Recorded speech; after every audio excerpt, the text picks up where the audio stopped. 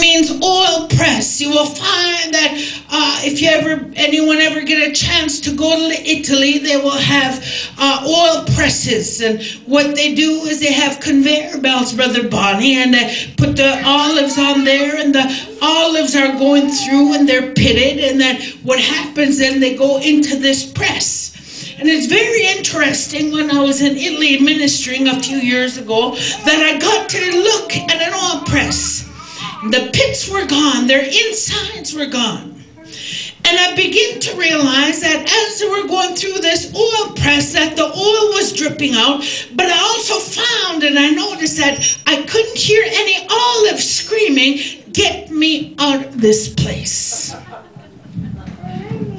Huh? They had no voice. They weren't screaming, "I can't take this squeezing, I can't take this pressing." You see, because it means to be pressed also beyond measure. Gethsemane is a place where the Spirit of God gonna cause you to be pressed and be until you don't even know who you are anymore. It's going to press you into a place where you're going to realize that as God is pressing you in this Gethsemane, that the anointing is going to be worked through. That's what the oil in the Gethsemane means, a place of the anointing to drip through. You will find that it was in Gethsemane that Jesus went and he prayed not once. He didn't come out the first time, "Oh, okay, I'm ready to die. Where is that cross? I'm ready to see that cross." But he came out and he said, "What? Could you not pray with me 1 hour?" But he said, "No." He said, "I'll just go ahead and sleep on." And he went back into Gethsemane and he prayed a second time. And even on the second time, he wasn't willing to lay down his life, because flesh is flesh. And we've all had battles in the flesh where God is requiring us to be pressed beyond our limits. Sometimes we can't see what God is doing, but he's pressing and he's pressing. And Jesus was being pressed so hard that it was hard for him to come out and say, "God, if I want this cup, I'm now willing." But he said, "Lord, if it be possible, let this cup pass from me." Oh God, the Spirit truly is willing, God, but my flesh is weak. Help me, God. I know I can do it. Help me, God, to be pressed. So he came out a third time.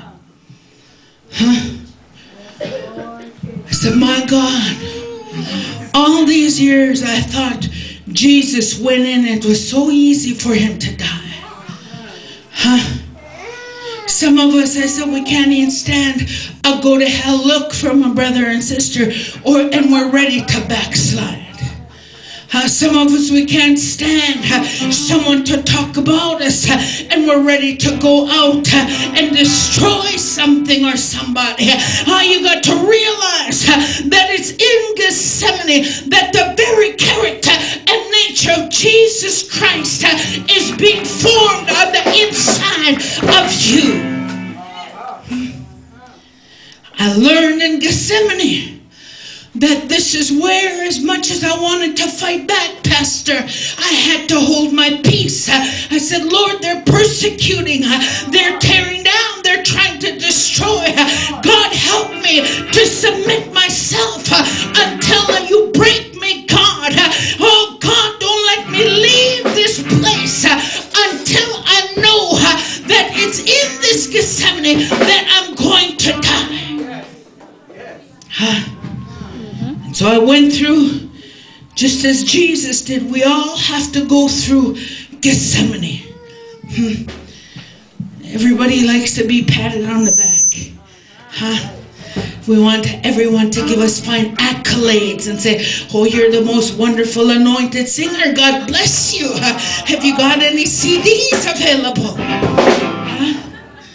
But you'll find that it's in Gethsemane that not everybody going to love you, not everybody going to want you around, not everybody going to be impressed with who you are, not everybody going to be impressed with what God is doing in you, because it's in Gethsemane that God is working all the flesh and everything out of your life. And so therefore what God is doing, it's a good thing. I never realized how good it is to cry at times, but it's in Gethsemane that you're going to cry.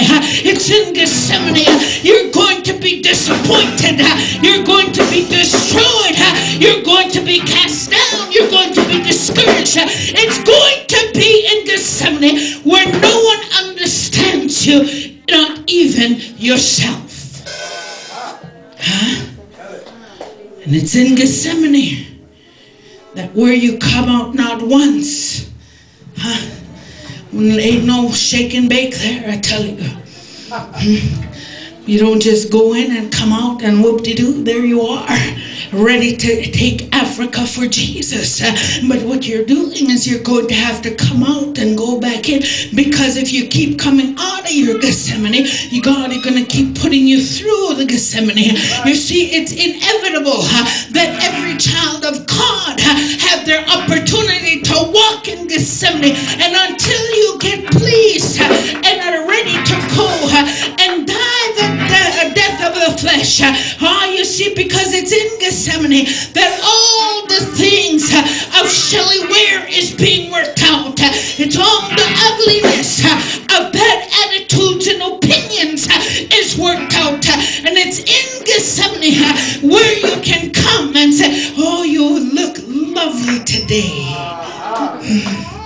The blessing of the Lord is on you today. But it's in Eden where you just, oh, if I could just kill her. See, you got to see and realize that in Gethsemane, the character and nature of Jesus Christ got to come alive on the inside of you. Some people never understand. You know, and many people will look at you, they don't know where you've been. They don't know where you're at. They've never fellowshiped with you, and so therefore they might try to destroy you, but they don't realize that it was in Gethsemane that all these things are being worked out, and it's in Gethsemane that people are always going to lie on you. They've been talking about you. They've been persecuting Sister Rope. They've been going through all these things because they don't understand that it's in your Gethsemane that God is trying to work God's love into your life, so that when you come out you have this smile that everybody's going to say, what are you up to?